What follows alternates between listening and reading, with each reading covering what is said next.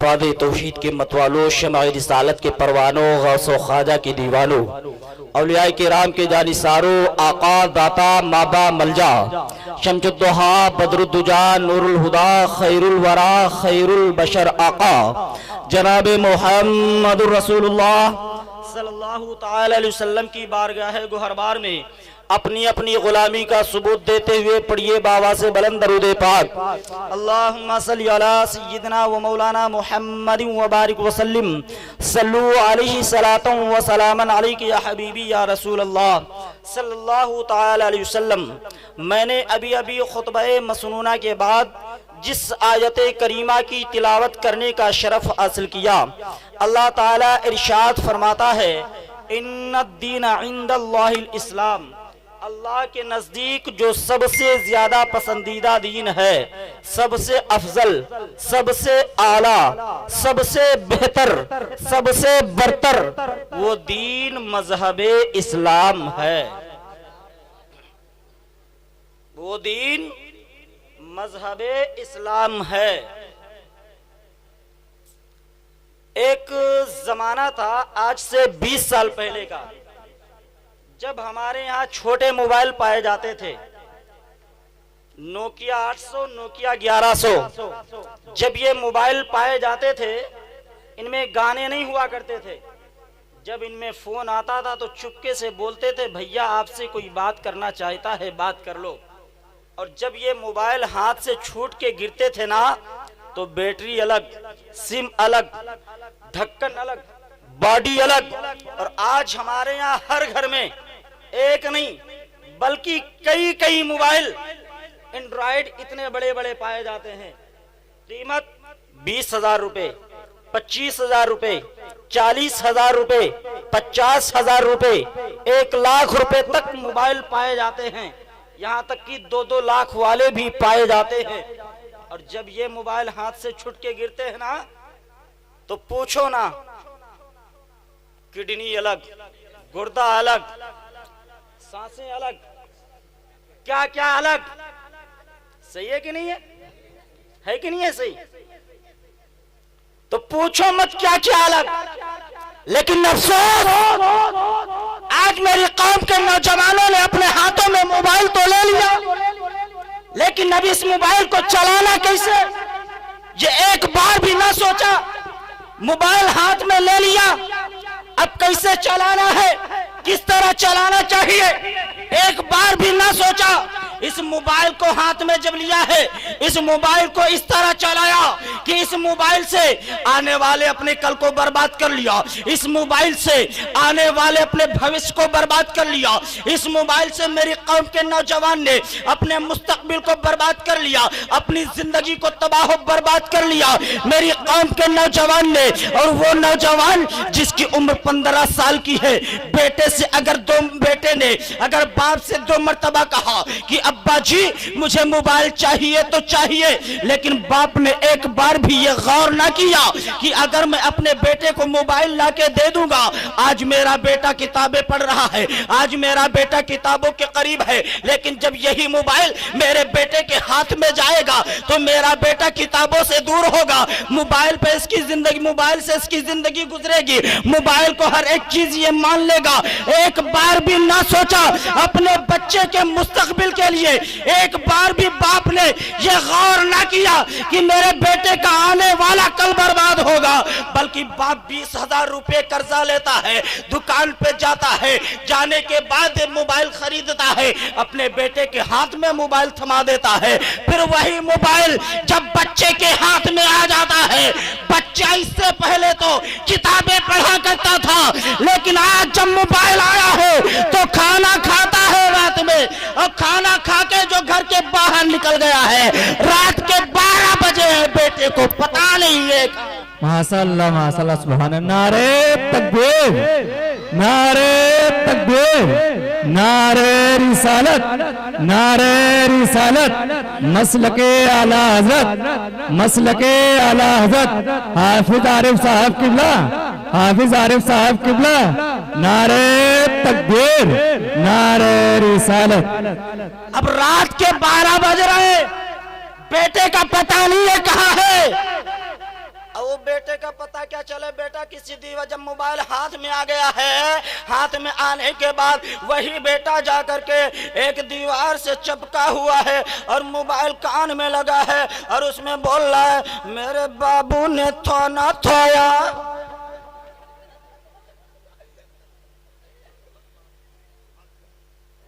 गलत बोल रहा हूँ कि नहीं बोल, सही बोल रहा हूँ कि नहीं बोल रहा हूँ? हाँ गलत है। अब ये इधर से कह रहा मेरे बाबू ने थाना थाया, उधर से आवाज आ रही मैंने तो था लिया तुमने थाया। आज कर ले तू बाबू डाबू, लेकिन जब तू कल मरेगा कब्र में जाएगा, जब तेरी फरिश्ते ठुकाई करेंगे तेरा बाबू डाबू सब किनारे हो जाएगा। हाँ हमारी शादी से पहले गैर लड़की से बात करना नाजायज और हराम है, हराम है। और फिर बाप ने ये जो मोबाइल का डिब्बा दिया है यहीं तक नहीं, बल्कि अब बेटे का हाल तो ये हो गया कि जब बेटे की बाप ने शादी कर दिया, जब शादी हो गई, शादी के बाद अब बेटा बाप की बात नहीं सुन रहा है, माँ की बात नहीं सुन रहा है। अब बेटे के लिए आए हैं दौड़ते हुए हाफिज जी के पास, हाफिज जी मेरा बेटा मेरे बेटे की जब तक शादी नहीं हुई थी तब तक तो मेरी खूब सुन लिया था, तब तक तो मेरी बात मान रहा था, लेकिन जैसे ही शादी हुई है एक ही रात में न जाने क्या उसकी मेहरबानी ने उसे पिला दिया है, एक ही रात में बदल गया, मेरी कहानी मेरी बात नहीं मान रहा है। हाफिज जी कोई तावीज बना दीजिए ताकि मेरा बेटा मेरी बात माने। तो हमने कहा मियाँ तुम एक तावीज नहीं 1000 तावीज अपने बेटे के गले में बांध दो, यहाँ तक कि तुम हाफिज जी को तावीज बना के उसके गले में लटका दो तब भी नहीं सुधरने वाला। मौलाना का गले में लटका दो तब भी नहीं सुधर सका तुम्हारा बेटा। हाँ हमें तुम्हारे बेटे को बिगाड़ा किसने? हम बिगाड़ने आए थे या मौलाना साहब आए थे बिगाड़ने? अब पढ़ाई की उम्र में तुमने उसे मोबाइल का डिब्बा पकड़ा दिया, अच्छी तरबियत नहीं दी। एक कहावत नहीं है कि जैसा बोओगे वैसा है तो काटोगे। अगर आम का पेड़ लगाए होते तो वो आम देता, लगाया है तुमने बबूल का पेड़, जब बड़ा होगा तो कांटे ही तो निकलेंगे, है कि नहीं है? कांटे ही तो निकलेंगे उससे। मेरे आका सल्लल्लाहु अलैहि वसल्लम ने इरशाद फरमाया कि ऐ लोगों अपनी औलाद को जवान करो, लेकिन औलाद को जवान करने से पहले 3 चीजें अपनी औलाद को सिखा दो। नंबर 1 पहली चीज ये है कि अपने बेटे के दिल में रसूलुल्लाह की मोहब्बत डाल दो, रसूलुल्लाह की मोहब्बत सिखा दो। उससे होगा क्या? आज जिस चीज के लिए बाप रोना रोता है कि जब मेरे बेटे की उम्र 20 साल की होगी, मेरा बेटा मेरे साथ न जाने कैसा सुलूक करेगा, तो सुनो अगर तुमने अपने बेटे के दिल में अल्लाह के रसूल की मोहब्बत डाल दिया है तो तुम्हारे बेटे की उम्र 20 साल तो क्या, अगर तुम्हारा बेटा 60 साल का भी हो जाए तुम्हारे सामने नजरें झुका के बात करेगा, यहीं तक की रही। याद रखना, तुमने अगर उसके दिल में अल्लाह और उसके रसूल की मोहब्बत डाल दिया है, अल्लाह तुम्हारे बेटे के दिल में तुम्हारी मोहब्बत डाल देगा। सुभान अल्लाह। पहली चीज यह है कि अपने बेटे के दिल में नबी की मोहब्बत डाल दो। दूसरी चीज कुरान पाक की तिलावत। तीसरी चीज अहले बैत की मोहब्बत। अहले बैत की मोहब्बत, कुरान पाक की तिलावत, ये 3 चीजें अगर तुमने अपनी औलाद को सिखा दिया, तुम्हारी औलाद 60 साल की भी हो जाएगी ना तो तुम्हारे सामने नजरें झुका के बात करेगी। तुम्हारी औलाद, दावा है मेरा, आरिफ रजा कादरी दावे के साथ कहता है कि तुम ये 3 चीजें अपनी औलाद को सिखा दो, तुम्हारी औलाद कभी तुम्हारी नाफरमान नहीं हो सकती, कभी नाफरमान नहीं हो सकती। ये 3 चीजें अपनी औलाद को सिखा के जवान करो, 3 चीजें अपनी औलाद के दिल में डाल दो। लेकिन आज अफसोस, मेरी कौम के नौजवानों का हाल तो ये है, आज रोना आता है मेरी कौम के नौजवानों को देख कर। आज नौजवानों को देखिए तो किसी के हाथ में कड़ा है, किसी नौजवान को देखिए तो कानों में बालियां पहने हुए हैं, किसी नौजवान को देख लीजिए आप तो गले में जंजीर पहने हुए हैं, किसी नौजवान को आप देखिए तो फटी पैंट पहने हुए हैं और ये कहता है कि फटी पैंट में नई पैंट लेके आया हूं। हालांकि कंपनी वालों ने इसका नाम रखा है डैमेज पैंट। कंपनी वाले होशियार हैं, समझदार हैं, लेकिन ये कह रहा है कि नई पैंट लेके आया हूं, फटी पैंट। और बाल ऐसे ऐसे फैशन वाले नए नए बाल लेके आ रहा है ना, मार्केट नाई की दुकान पे जाता है तो वहां जाकर के बोलता है एक सड़क इधर निकाल दे, एक इधर निकाल, बीच में चोटा खड़ा कर दे। और बात तो हमने मियां ऐसी देखी, ऐसी कटिंग, लाल पीले काले न जाने कौन कौन, जैसे मालूम ये हो रहा है कि इसके सिर के ऊपर जर्दे की प्लेट रखी हुई है और चाल ऐसी चल रहा है जैसे हम पीछे से देखो तो पता ही नहीं चल रहा आप जा रहे हैं आप आ जा रही है, रिजवान जा रहा है रिजवान आ जा रही है, कुछ पता ही नहीं चल रहा। और फिर नारा लगाता है मैं मेरे नबी की ये है शान, बच्चा बच्चा है कुर्बान। सही है कि नारा लगाएगा मेरे नबी की ये है शान, बच्चा बच्चा है कुर्बान। मैं कहता हूं मां मियां तुम नबी पे कुर्बान नहीं हो, तुम तो मुंबई के फिल्म एक्टर पे कुर्बान हो। उसने फटी पैंट पहनी है, तुमने फटी पैंट पहन लिया है। उसने कानों में बालियां पहनी है तो तुमने भी नकल उसी की कर ली, कानों में बालियां पहन ली। उसने जंजीर गले में डाली, तुमने भी डाल लिया। उसने हाथ में कड़े पहने हैं, तुमने पहन लिया। फटी पैंट उसने पहनी है, तुमने भी पहन लिया। और जश्न गौसुवाला में आने वाले सुन्नी मुसलमानों सुनो सुनो, फटे कपड़े पहनना यह नहूसत की अलामत है और फटे हुए कपड़ों में पेबंद लगा के पहनना यह मेरे तेरे नबी की सुन्नत है। फटे कपड़े में पेबंद लगा के पहन लेना यह आका करीम की सुन्नत है। सुभान अल्लाह सुभान अल्लाह। फटे कपड़ों में पेबंद लगा के पहनना मुस्तफा की सुन्नत है और फटे कपड़े पहनना ये नहूसत की अलामत है। अब आइए, मैंने कहा था कि मैं कुछ चीजें बता के जाऊंगा। हिंदू भाइयों के यहाँ खुदा का तस्वुर और खुदा किसे कहा जाता है, खुदा का तस्वुर क्या है।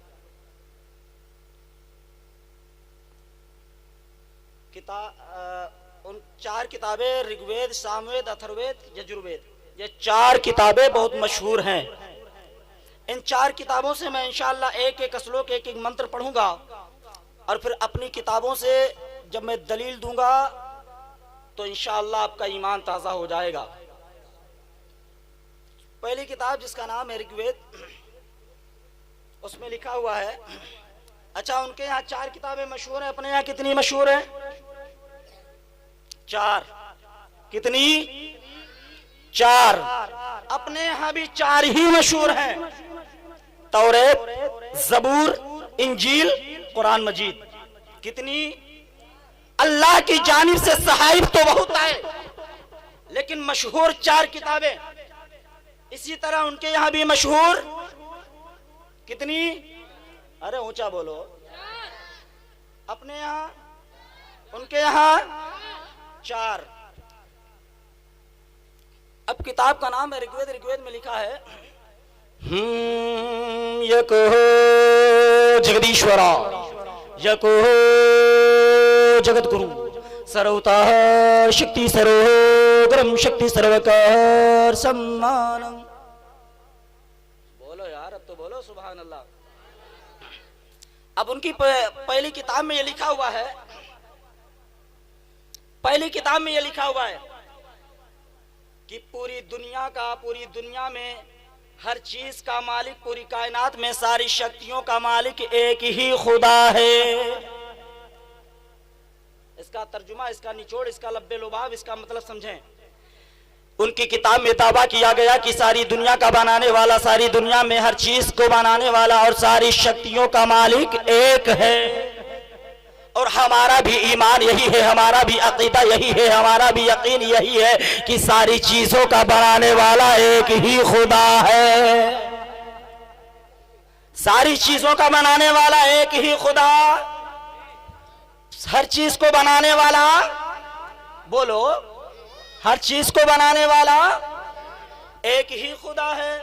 फिर आगे लिखा एक जगत गुरु, यानी पूरी दुनिया का, पूरे संसार में, पूरी कायनात में, पूरे वर्ल्ड में एक ही सबका गुरु है, जिसका कोई गुरु नहीं। अच्छा ये बताओ, हम गुरु हैं कि नहीं है? बोलो, गुरु किसे कहते हैं? गुरु कहते हैं शिक्षक को, है कि नहीं है? गुरु कहते हैं पढ़ाने वाले को, गुरु कहते हैं तालीम देने वाले को, गुरु कहते हैं हुनर देने वाले को, गुरु कहते हैं ज्ञान देने वाले को। तो हम गुरु हैं कि नहीं है? हाफिज साहिब आलम साहब बैठे हुए हैं, ये भी किसी के गुरु होंगे, फिर इनके भी गुरु होंगे, फिर उनके भी गुरु होंगे, फिर उनके भी गुरु होंगे। तो इस दुनिया में जितने भी लोग हैं, आप लोग हैं, हम हैं, ये सब बैठे हुए हैं, इनका कोई ना कोई गुरु है।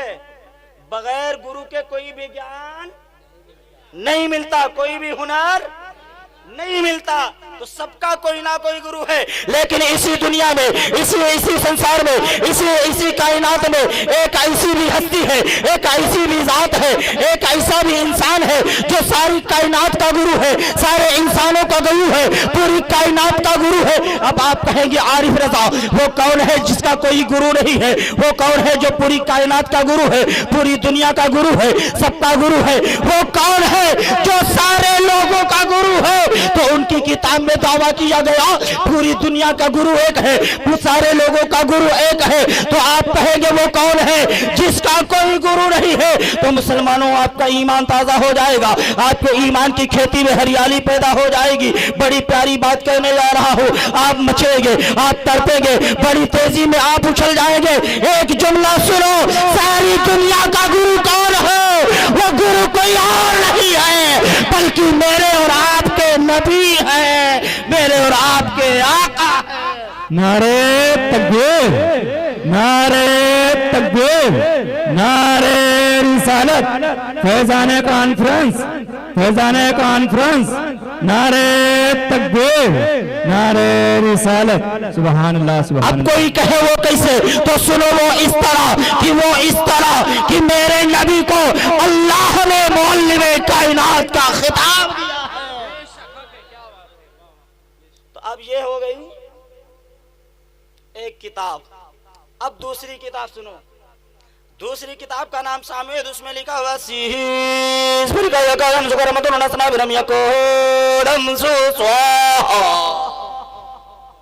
कुछ बुझाया कि नहीं बुझाया? अरे अब तो बोलो सुभान अल्लाह। हम कह रहे हैं सुभान अल्लाह बोलो, तो कुछ लोग हमका टुकुर टुकुर ऐसा देख रहे हैं जैसे मालूम हो रहा है हम हिंदुस्तानी नहीं, नेपाल से आए हुए हैं। अरे हमें फख्र है, हम हिंदुस्तानी है, हमें नाज है, हमें नाज है, फख्र है कि हम हिंदुस्तान में रहते हैं और यहीं इंशाअल्लाह दफन भी किए जाएंगे, है ना? इंशाअल्लाह हमें फख्र है, नाज है। अब इसका मतलब, इसका तर्जुमा, इसका ट्रांसलेशन, इसकी मीनिंग, इसका लब्बे-लुबाब, इसका अर्थ, इसका निचोड़ सुनो। क्या कहा? इसका मतलब यह है कि पूरी कायनात में, पूरे संसार में, पूरी दुनिया में हर चीज को बनाने वाला एक है और जिंदगी देने वाला, मौत देने वाला एक है। ये कहाँ लिखा? उनकी किताब में, ये उनकी किताब में लिखा। अच्छा, अब ईमानदारी से आप बताओ कि रोज से मौत कौन देता? बोलो बोलो। मौत अल्लाह देता, जिंदगी कौन देता? रोजी कौन देता?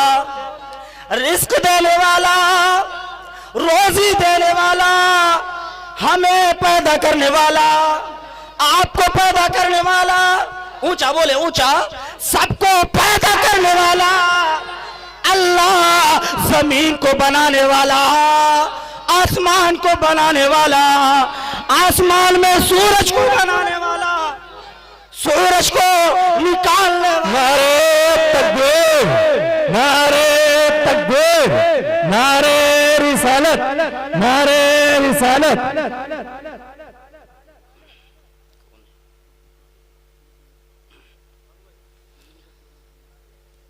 सूरज को बनाने वाला, बोले बोले बोले बोले, आप लोग इस तरफ देखें। सूरज को बनाने वाला, सूरज को निकालने वाला, फिर सूरज को डुबो देने वाला, चांद को निकालने वाला, चांद की चांदनी को फैलाने वाला अल्लाह, और माँ के पेट में एक पन्नी के अंदर बच्चे के पेट में ग़िज़ा पहुंचाने वाला, बच्चे को माँ के पेट में सांसें देने वाला, रोजी देने वाला, ऊंचा ऊंचा ऊंचा रिस्क देने वाला।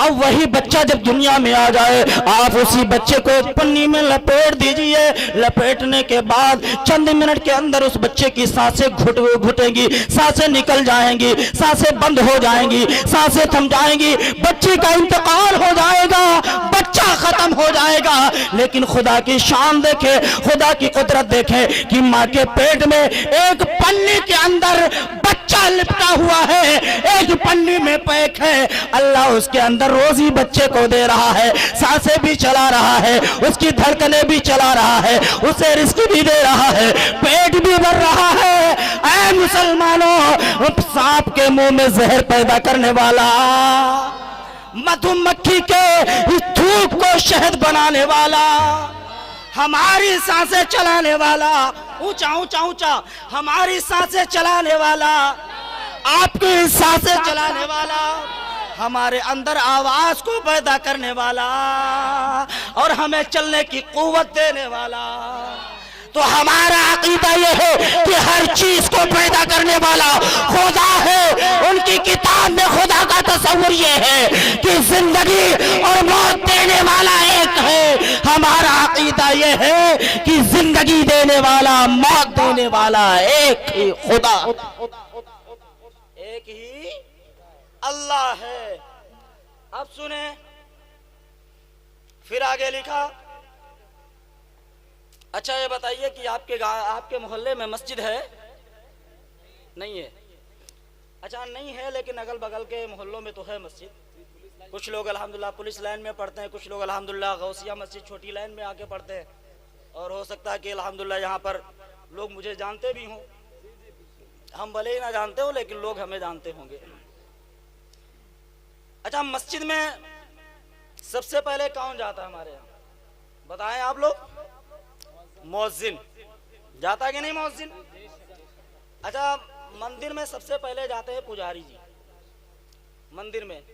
अब पुजारी जी जब जाते हैं, तो पुजारी जी जब जाते हैं तो वहाँ पर सबसे पहले वो गेट खोलते हैं। गेट खोलने के बाद वो सबसे घंटी बजाते हैं। घंटी बजाने के बाद वो कान पकड़ते हैं। कान पकड़ने के बाद उनका वो कान पकड़ने के बाद पढ़ते हैं नकले कुब्र कुब्र नबाशत यकम्बरम आदित्यम आदित्य दीनानाश्कंचन। तो वो ये पढ़ते। हमारे यहाँ जब मौज़िन साहब मस्जिद में जाते हैं तो सबसे पहले गेट खोलते। गेट खोलने के बाद माइक को पकड़ते, और माइक पकड़ने के बाद कान में उंगली डालते हैं, है कि नहीं? वहां कान पकड़े जाते हैं, यहाँ कान डाले जाते हैं, कान में उंगली डाली जाती है। वहां पर कान पकड़ते हैं, यहाँ पे कान में उंगली डालते हैं। अच्छा, फिर मौज़िन साहब जब हमारे यहाँ जाते, जब कान में उंगली डालते तो क्या पढ़ते हैं? अल्लाहु अकबर, अल्लाहु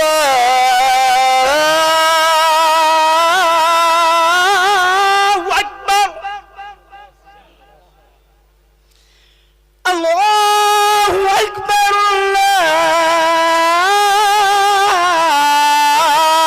अल्लाहु अकबर। अल्लाह सबसे बड़ा है। अल्लाह बहुत बड़ा नहीं, सबसे बड़ा है। क्यों हज़रत? बहुत बड़ा नहीं, अल्लाह सबसे बड़ा है। अच्छा, आप लोग नमाज पढ़ने जाते हैं कि नहीं जाते? जाते हैं। पांचों टाइम की, जो पांचों टाइम की जाते हैं, हाथों को उठाए इधर। हम दुआ करते हैं, या अल्लाह जो नमाज नहीं पांचों टाइम की पढ़ता उसको अल्लाह ताला पांचों टाइम का नमाजी बना दे। बोल दो यार आमीन।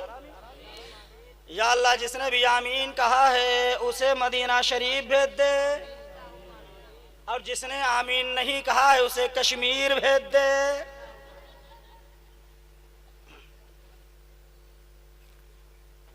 तो बोलो नमाज पढ़ोगे कि नहीं? पढ़ो, नमाज पढ़ा करो, नमाज पढ़ा करो। नमाज 5 टाइम की हमारे ऊपर फर्ज है, फर्ज है 5 टाइम की नमाज। और आका करीम सल्लल्लाहु ताला अलैहि वसल्लम की हदीस शरीफ है, मेरे आका फरमाते हैं कि जो रोजाना 5 मरतबा वजू करता है फिर नमाज पढ़ता है, अल्लाह ताला मरने के बाद उसके चेहरे को रोशन कर देता है। लेकिन आज तो मेरे नौजवान का हाल इस तरह है कि वजू कम करता फेयर लवली ज्यादा लेता है, पुट्टी ज्यादा कर रहा, ले पोता बोल। अगर तुम चाहते हो कि हमारा चेहरा रोशन हो, हमारे चेहरे पे नूर हो, हमारा चेहरा मरने के बाद चमकदार हो, तो क्रीम मत लगाओ बल्कि 5 मरतबा वजू करो। अल्लाह की बारगाह में खड़े होकर के 5 मरतबा नमाज पढ़ लो, मरने के बाद अल्लाह तुम्हारे चेहरे को रोशन कर देगा। हाँ, एक मस्जिद में एक गांव में जानवर घुस गया। अब जानवर जब घुसा तो इमाम साहब ने उसे मारा, भगा दिया। अब उसका मालिक आया तो मालिक बोला, मौलाना साहब आपने हमारे जानवर को मारा क्यों? तो इमाम साहब बोले, पागल हो, ये जानवर है, जानवर मस्जिद में आ गया था, लेटरिन कर देता, पेशाब कर देता, पाखाना कर देता, गंदगी कर देता तब। तो मालिक बोला, मौलाना साहब वो जानवर है, जानवर कम अकल है, अकल नहीं है, इसलिए आ गया। कभी आपने हमको मस्जिद में देखा है? कभी हमको देखा आपने मस्जिद में? इससे बड़ा वो जानवर था। हा? एक साहब से हमने पूछा, भैया तुम 4 टाइम की नमाज पढ़ते हो, जोहर असर मगरिब इशा, और ये हमारे यहाँ अक्सर करके पाया जाता मौलाना तौकीर साहब, जोहर असर मगरिब इशा में तो खूब नमाजी होते हैं, लेकिन जब फजर की नमाज होती है, फजर का टाइम होता तो लोग घर्राटे मार के सो रहे होते हैं। गिनो चुने 2-3 बुढ़वे, गिनो चुने 2-3 नमाजी। हमने एक से पूछा, भैया क्यों नमाज नहीं पढ़ते हो फजर की? तो लगा बताओ, शैतान सुलाए देते, शैतान सुलाए देते। हमने कहा अगर हमारे यहाँ के मुख्यमंत्री ये ऐलान कर दे कि जो रोजाना फजर की नमाज अदा करेगा उसे 20,000 रुपए महीने में दिए जाएंगे, तो आरिफ रजा चैलेंज के साथ कहता है कि जितने मुसलमान हैं, मुसलमानों की पूरी दुनिया के शैतान मिलके उसकी फजर की नमाज नहीं छोड़ा पाएंगे। चैलेंज है इस बात का, गारंटी के साथ कहता हूं, पूरी दुनिया के शैतान मिलके नमाज फजर नहीं छोड़ा सकते। हमारा जब 2 किलो राशन के लिए इतनी लंबी लाइन लग जाती है कि कुछ पूछो नहीं, फिर 20,000 का क्या कहना, फिर तो पूछो मत। कुछ लोग तो 2 ही बजे रात में मस्जिद की तरफ, कुछ लोग तो 3 ही बजे। कुछ लोगों का हाल तो ये होगा, इशा की नमाज पढ़ेंगे और इशा की नमाज के बाद वही गोल। होगा कि नहीं होगा? वही गोल। तो नमाज पढ़ो, नमाज, नमाज की पाबंदी करो, नमाज पढ़ो। अब पुजारी जी क्या कहते हैं? यकम बरम, ब्रह्मा एक है, ब्रह्मा कहते हैं खुदा को, ब्रह्मा कहते हैं खुदा को। यकम बरम यानी खुदा एक है। आदित्यम जो सबसे बड़ा है, आदित्य दीनानाथ, आदित्य दीनानाथ, दीनानाष्ट कंचन, दूसरा नहीं है ना दूसरा हो सकता है। यकम का माना एक है, ब्रह्मा का माना खुदा है उनकी डिक्शनरी में। यह आदित्यम दीनानाथ जो सबसे बड़ा है, आपने कहा खुदा सबसे बड़ा है। दीनानाष्ट कंचन जो दूसरा नहीं है ना दूसरा हो सकता है। तो ये उनके यहाँ खुदा का तस्वूर है कि ना दूसरा हो सकता है, ना दूसरा था, ना दूसरा हो सकता है। अब मैंने उलमाए किराम से पूछा, उलमाए हजरात की बारगाह में मैंने अर्ज किया कि आप बताएं आपका खुदा के बारे में क्या तस्वूर है, आपका क्या ख्याल है, आपका क्या यकीन है। तो मैंने जब अर्ज किया तो उलमा की बारगाह से एक जवाब आया, वहदहू ला शरीक ला, वो खुदा एक है, उसका कोई शरीक नहीं है। वो खुदा एक है, उसका कोई शरीक नहीं है। और मेरी अम्मा बहनी भी सुन लें जो यहाँ पर खीखी खीखी कर रही हैं, हालांकि थोड़ी दूरी बना के बैठना चाहिए था। मेरी अम्मा बहनी तुम भी सुनो, समाज में जब हमारे यहाँ समाज की एक औरत बिगड़ जाती है, एक औरत बिगड़ती है तो 7 नस्लें बिगड़ जाती हैं, और जब एक औरत संवरती है तो 7 नस्लें भी संवर जाया करती हैं। हाँ, अगर मां नेक होती है तो औलाद भी नेक हुआ करती है। अगर मां नेक होती है तो बेटा हाफिज कुरान होता है। अगर मां नेक होती है तो बेटा आलिम दीन होता है। अगर मां नेक होती है तो बेटा मुफ्ती होता है। अगर मां नेक होती है तो बेटा हाजी वारिस पाक आलम पनाह बनता है। अगर मां नेक होती है तो बेटा साबिर पाक कलियरी बनता है। अगर मां नेक होती है तो बेटा महबूब इलाही निजामुद्दीन औलिया बनता है। अगर मां नेक होती है तो बेटा ख्वाजा गरीब नवाज मईनुद्दीन चिश्ती बनता है। अगर मां नेक होती है तो बेटा हुजूर ताजुश शरिया बनता है। अगर मां नेक होती है तो बेटा मुस्तफा रजा खां हुजूर मुफ्ती आज़म हिंद बनता है। अगर मां नेक होती है तो बेटा सुन्नियों की जान, बरेलवियत की पहचान, इल्म की चट्टान, हम सब की शान इमाम अहमद रजा खान आला हजरत बनता है। अगर मां नेक होती है तो बेटा नेक बनता है। अगर मां उम्मुल खैर फातिमा होती है तो बेटा अब्दुल कादिर गौसी आजम बनता है, वलियों का सरदार बनता है। अगर मां हजरत फातिमा होती है तो बेटा हुसैन शहीद आजम बनता है। अगर मां नेक होती है तो बेटा हुसैन शहीद आजम बनता है। मैं अपनी तकरीर को इख्तिताम की तरफ लिए जा रहा हूँ, बस मैं अपनी गुफ्तगू को समेटने की कोशिश कर रहा हूँ। अगर मां नेक होती है तो बेटा भी नेक होता है। ऐ मेरी कौम के नौजवानों, इस्लामी भाइयों, तुम भी सुनो, तुम भी सुनो। औरतों को अपने घर में सताया मत करो, परेशान मत किया करो, उन्हें गालियां मत दिया करो, उन पर जुल्म मत किया करो। इसलिए आका करीम सल्लल्लाहु ताला अलैहि वसल्लम की हदीस शरीफ है, आका करीम फरमाते हैं कि जैसा खाना तुम खाओ वही खाना वैसा ही अपनी औरतों को खिलाओ। अब तुम तो भैया गए होटल पे तंदूरी चिकन खा के आ गए, बिरयानी खा के आए, घर में औरतियां मेहरुआ घर में चटनी रोटी खा रही हैं, तो ये दुरुस्त नहीं है, ये सही नहीं है, ये अच्छी बात नहीं है, ये गलत बात है। नबी ने फरमाया जैसा खाना तुम खाओ वैसा खाना अपनी औरतों को खिलाओ, और जैसा तुम कपड़ा पहनो वैसा कपड़ा अपने घर की औरतों को भी पहनाओ। अब यहाँ पर यह भी मत समझ लेना कि हम जेंट्स पैंट पहन रहे हैं तो अपनी मेहरुआ का पहनाना शुरू कर दे। इसका मतलब यह नहीं, बल्कि इसका मतलब यह नबी ने फरमाया जितनी कीमत का कपड़ा हम पहन रहे हैं उतनी कीमत का कपड़ा अपनी बीवी को भी पहनाओ। अगर हम 1500 वाला पहन रहे हैं तो तुम भी 1500 वाला 1500 वाला अपनी बीवी को भी पहनाओ अपनी। लेकिन बाज़ औरतें भी ऐसी, अगर उनका 700 वाला ला के दे दे और बताए दो कि ये 700 का लाए हैं तो औरतन का पसंद ना है, बल्कि या कमी वा कमी या कमी वा कमी, और वह बताए दो कि ये 2000 वाला है तो 2000 जैसन बताइए तो कोई कमी ना, बहुत ही अच्छा। हाँ, बहुत ही अच्छा। ऐ मेरी कौम की औरतों, तुम कनीज़े फातिमा बन के रहो, और कनीज़े फातिमा बन के रहो। अपनी जिंदगी गुजारो तो हजरत फातिमा की तरह गुजारो, और इस तरह पर्दा करके घर से बाहर निकलो। जब तुम घर के बाहर पर्दा करके निकलोगी तो कौम की दुनिया की तमाम औरतें तुम्हें देख करके ये कहने पर मजबूर हो जाए जब कनीज़े फातिमा का ये हाल है तो नबी की बेटी फातिमा का हाल क्या होगा। जब तुम नेक बनोगी तुम्हारी औलाद भी नेक होगी, और तुम बुरी रहोगी तुम्हारी औलाद भी वरना देखा नहीं जाता है कि अगर माँ बुरी होती है तो उसके बेटे को देखिए, तो बाप अगर पी रहा है 1 पौआ तो बेटा चढ़ाए रहा है 2 पौआ।